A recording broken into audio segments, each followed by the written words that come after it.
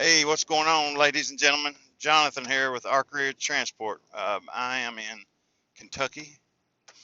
Just left Illinois. I had a customer load that I brought out of Arkansas to central Illinois, Charleston, Illinois, to be specific. A combine header with Greenway equipment in Marion, Arkansas. My uncle's a salesman there, and then the sales that he makes, if they need to be brought somewhere, to taken somewhere, delivered somewhere, and they are not too heavy for my setup, which is a maximum of around 17,000 pounds. If they that he gives me the loads, I'm set up to run for John Deere and Greenway, and so that's what I did this time. He sold a header last week, told me about it, and I sent him my invoice with a quote last Saturday, and picked it up Tuesday, sorry, and delivered yesterday. I am headed south out of Illinois. The weather is horrible. It is sleeting and snowing. Um, Horrible, horrible weather to be driving in, but I guess you got to do it. You got to do it if you want money. So I'm headed to Marion, Kentucky to pick up a load to take to in Tennessee. It's, uh, it's in between Nashville. It's a very small town in between Nashville and Chattanooga, Atkinson or something like that. But anyway, I'm going here to load, and good Lord willing, I'll be down there. I believe the weather's better down there. It's not as bad, or it's not as cold. So I'm hoping anyway. So this is my second week back on the road since the new motor I had to put in the truck. So those of you who don't know, I threw a rod in late December in northern Ohio, right there close to Toledo, and after getting home and getting the truck diagnosed and finding out what the problem was, it was cheaper to buy a motor than it was to buy a block and just rebuild the motor. It was cheaper and also more more sense, I guess you would say.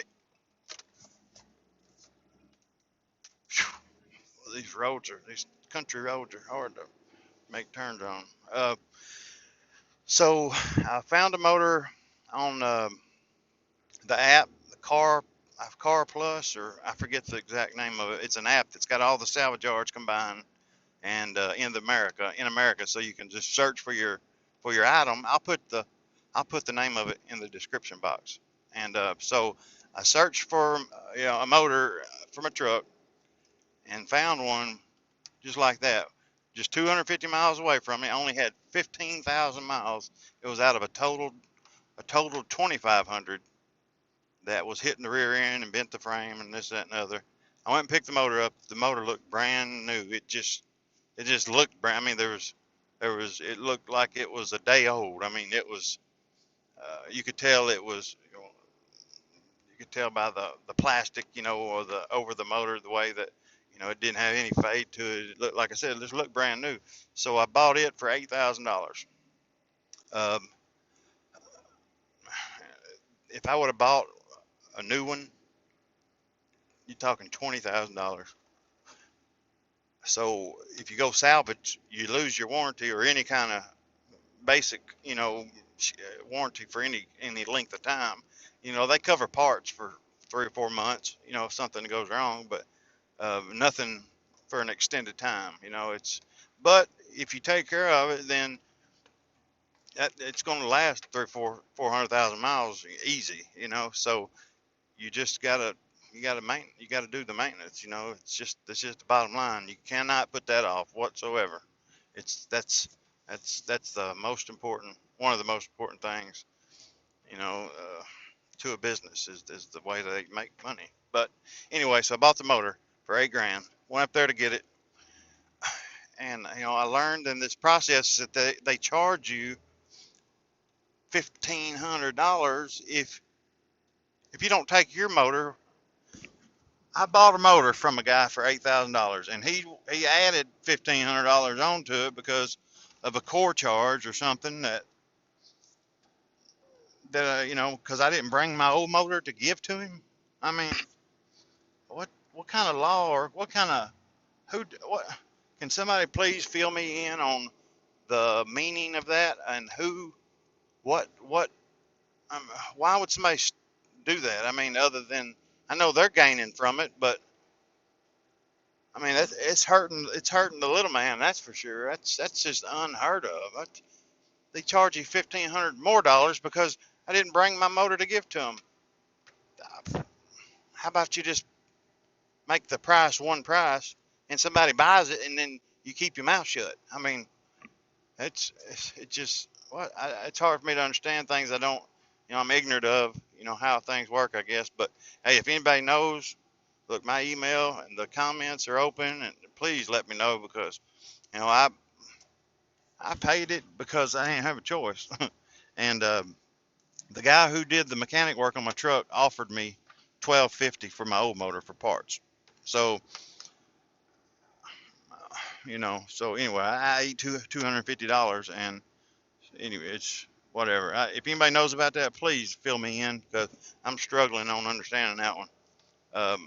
So I'm headed down here to Marion, Kentucky, like I said, to pick this load up, and I'm going to take it to Tennessee. Uh, the rates right now are phenomenal. They're great. I got a partial. Well, it's 2,500 pounds, 26 feet, for over $3 a mile right now. There was over 800 loads out of central Kentucky, rural Kentucky, Charleston, Illinois, for hot shots. That's crazy. You don't find very many hot shot options when you're searching loads in rural America. There's usually under 100. I had my radius extended to 200 miles, and I was searching for hot shots, flatbed, step deck, or step deck with ramps. And I had the truckload, LTL, or partial. Max weight 15,000 pounds is what I had on there. And there was 830 something loads that popped up out of rural Illinois, and that that was just that wasn't even the best one. That was I wanted to come south on kind of the weather, and it was over $3 a mile. So anyway, I guess they jacked the rates up because of the diesel. Maybe anybody knows? Hey, if any brokers see this and know what's going on, my email and comment below here if you would. I ain't complaining whatsoever. I'm just if you know where to haul to.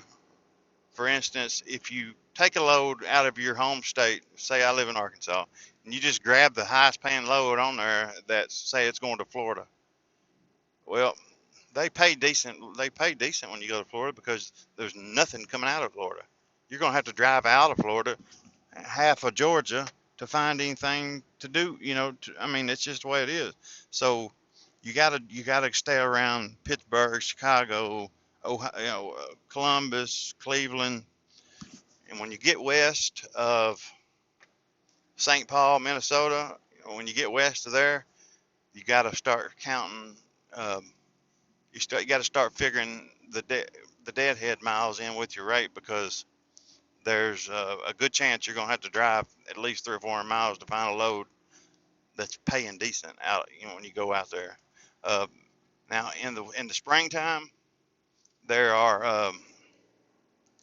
more loads because there's a lot of tractors and stuff out west and Midwest, but they're not nowhere like they are in Chicago,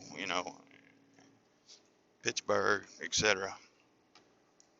If you can haul a load every time to Chicago, look here, my advice would be to leave and go straight for Chicago because there's over five, 600 loads on the slow week out of Chicago for hot shots. Right now, there's probably over 1,000. If rural Illinois has 800, um, it was just it's hard for me to believe how that was even happening. But so since that's happening, the rates go up. That's good for us. So there's more loads than there is drivers. That's usually not the case, but thank the Lord it's happening right now. I'm grateful for it. But So I'm going to drop this load off, and I'm going to. Uh,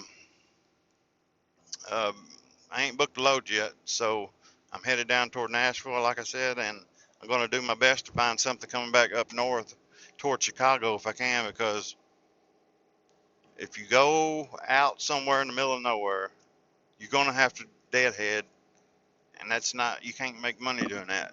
You got to figure in, if you go out west, look here, you just about got to charge, you just about got to charge, you need 225 a mile on the way to make a profit, and coming out of there, you're gonna have to come. I mean, you might get lucky and find something in Idaho or Salt Lake or something, but you just about got to charge an extra dollar a mile when you go out west, because you're gonna have to deadhead. You know, I always have to deadhead out of Washington State, at least back to the Idaho's the quickest I've ever found a load. Colorado, Wyoming usually is where I end up finding something, but